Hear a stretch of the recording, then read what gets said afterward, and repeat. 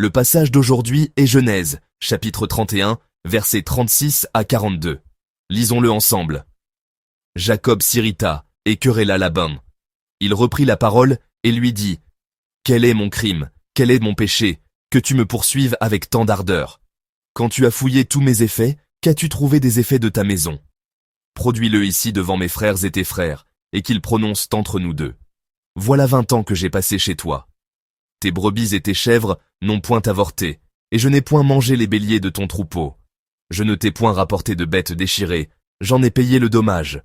Tu me redemandais ce qu'on me volait de jour et ce qu'on me volait de nuit. La chaleur me dévorait pendant le jour, et le froid pendant la nuit, et le sommeil fuyait de mes yeux. Voilà 20 ans que j'ai passé dans ta maison. Je t'ai servi 14 ans pour tes 2 filles, et 6 ans pour ton troupeau, et tu as changé 10 fois mon salaire. Si je n'eusse pas eu pour moi le Dieu de mon père, le Dieu d'Abraham, celui que craint Isaac, tu m'aurais maintenant renvoyé à vide. Dieu a vu ma souffrance et le travail de mes mains, et hier, il a prononcé son jugement. Amen. Jacob était en colère. Il avait travaillé fidèlement pendant 20 ans dans la maison de son oncle Laban. Il n'a reçu que de la méfiance et de l'injustice.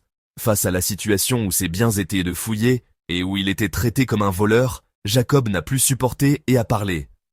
Quel est mon crime? Quel est mon péché pour que tu me poursuives avec tant d'ardeur? L'injustice qu'il avait endurée depuis si longtemps a éclaté. Mais cette colère n'est pas une simple explosion d'émotions. C'était le courage de pouvoir dire la vérité, de montrer son innocence devant Dieu. Jacob dit : Mon oncle a fouillé toutes mes affaires, mais a-t-il trouvé quelque chose? Bien qu'il ne sût pas que Rachel avait volé les idoles, ces paroles révèlent une honnêteté devant Dieu. C'est la confession d'une vie vécue fidèlement pendant de longues années, sans honte. L'honnêteté n'est pas une course de courte durée, mais une course de longue haleine. Même si elle n'est pas visible, même si elle semble injuste pour le moment, une vie honorable devant Dieu et les hommes finira par se révéler. Jacob se remémore sa vie passée.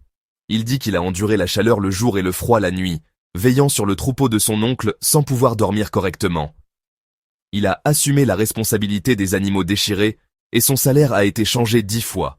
Il a subi un traitement injuste pendant 20 ans, mais n'a jamais volé ni endommagé quoi que ce soit de son oncle. Ce n'est pas parce qu'on est croyant qu'on a toujours un environnement favorable. Comme Jacob, nous devons parfois endurer longtemps des situations injustes. Mais l'important est que Dieu était avec nous pendant ce temps aussi. Jacob confesse ainsi : Si le Dieu de mon père, le Dieu d'Abraham, celui que craint Isaac, n'avait pas été avec moi, mon oncle m'aurait renvoyé les mains vides. C'est exact. Si Dieu n'avait pas été là, nous nous serions déjà écroulés. Les hommes ne l'ont pas vu, mais Dieu l'a vu. Dieu n'a pas oublié le labeur des mains de Jacob, ses larmes d'injustice et ses nuits solitaires. C'est pourquoi il dit que Dieu a réprimandé Laban hier soir. Dieu intervient parfois directement, et parfois il semble silencieux, mais il ne nous tourne jamais le dos. Jacob aspirait à la reconnaissance de Dieu, pas à celle des hommes. Dieu l'a vu. Cette seule phrase a soutenu ses 20 ans. Nous devons aussi nous en souvenir. Celui qui voit nos efforts, c'est Dieu. Quand nous ne nous efforçons pas d'être vus par les hommes, mais que nous vivons conscients des yeux de Dieu, nous croyons que les moments d'injustice, les temps de silence et les gouttes de sueur du dévouement ne sont jamais vains. Aujourd'hui encore, Dieu est avec nous. S'il n'était pas avec nous, nous ne pourrions pas être ici. Parce qu'il est avec nous, nous pouvons encore avancer.